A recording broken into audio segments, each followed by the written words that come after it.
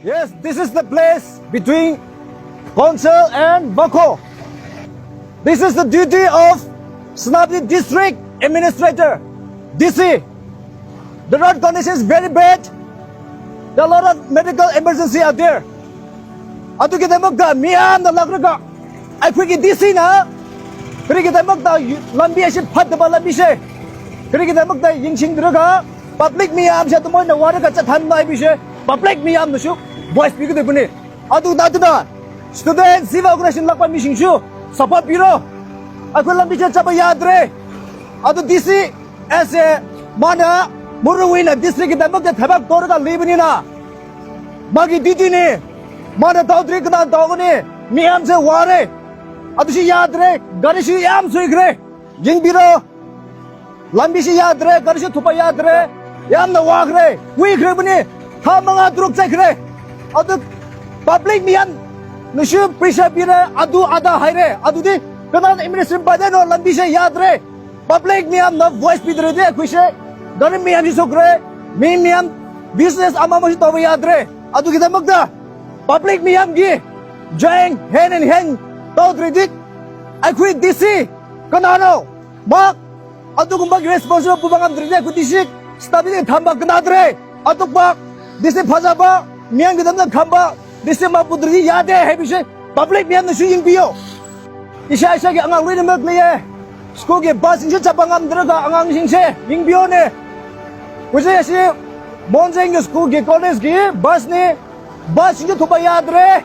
gari big bus inje thuba yad re auto sin passenger सब सब याद रे बखोद की कॉन्सर्ट की मदद ने last year si mi abashi de shie lambi yad bagi da magda ai mi ge ponse kamba ngamde kino hai bidi lambi yad bagi da magda mi shi shibne ado handak shi yingo satra miyam lek damba miyam se school monjam nisliye ado ka matak school yam liye ado wirishu lambi yad bagi da magda chatong chachumba se wagre business toba wishnu aduga medical na ba mission kita mag shi yam khrak ta khre bne khise adu kita mag da public meyang leadership wakhan buduna shemdri yadre habje wakhan poknin buduna miyam na support bidredi akhui lambi cha bangam dre study district administrator pair ka liba ashimagi duty ne public miyam se wa khre bina atu kamba se yingsing dredi stop the digital ba tham ba se drgali de miyam public ne se support to bio reno hai bidik ashumba na phat drba lambi sing se leader yad ba ki magda akhui district leba dcc yad ba ki magda lambi se quick rebne ha manga turok atuma na challe atu se yingsing bile atuga snap the district leba miyam siaso leader miyam jingshu wakhan ama buduna shemdri yate hai ba wakhan buduna district shu pressure bureau uncle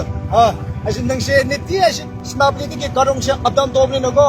betul nang lambi se nang experience kraman dog no asi lambi asi do ai ge wakal do asi shambi drebadi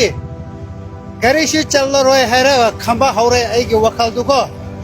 ado city government na hajana shambi ba mapun tai ba aduga satra bu student bu puba matam da ko ado carry four wheeler koi na ising achana dai thopira ga hapat chale adu bu asi lambi da yaurabati student koi shu kaino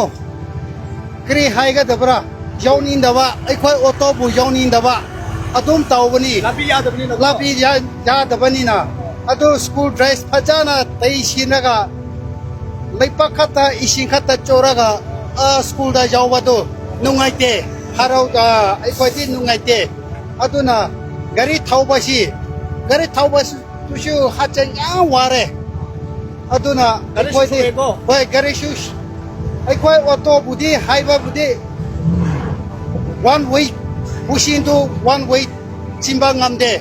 he adung pusatu he putoraga shembani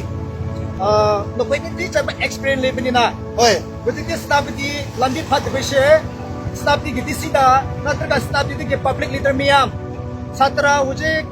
satrashingi leader haibdi youth ki leader miangun da kri hainingi adu aina public khoida kinyo si social worker da asi leader khoida haini bado lambi asidu tuna shembi ba pamye adu mi mengi damo nungai ga daba lambi ya drabadi anaba khoi puba tushu chume nungai dire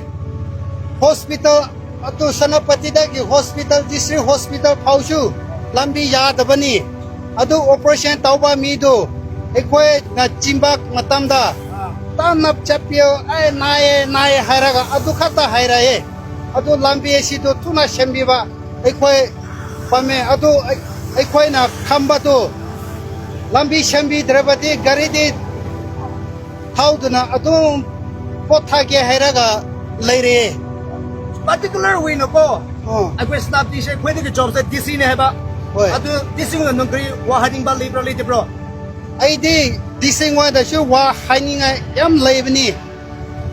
adu lambi du sanapati du karong sanapati du dc office phau adu ga sanapati du district hospital adu phau du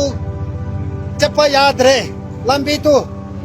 ashi karong du sanapati khata nate sanapati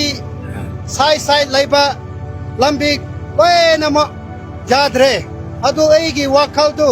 this is the request taubani tuna lambi ashi shembi ba ai yam pame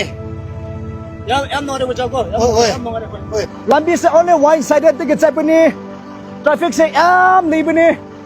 lambi se side amade chapani na chapaya draga garashi pik thandu na liye shumse se pik thandu na liye aduga nungshurdi lambi se aduma liri mi shibashi yogni adugi tamakta mimiyam na akhigi district gi disiguno ship pisha biraga athuba de simdri di athuba da lambi se yingshindri di yade hebise miyam public miyam na distribution support piyo distribution pressure piyo adu condemn to bali condemn miyam to she adu ga CS leader miyam ship lakmi naraga disina green to yage magi didi green no magi buffalo green no hebise miyam na lakna pressure pidri di agwe Islamic district se yadre hebise public miyam de gi adu mai na ujik stapati youth rise for change stop the district headquarter ashiki miyam gi on behalf of ina hajabni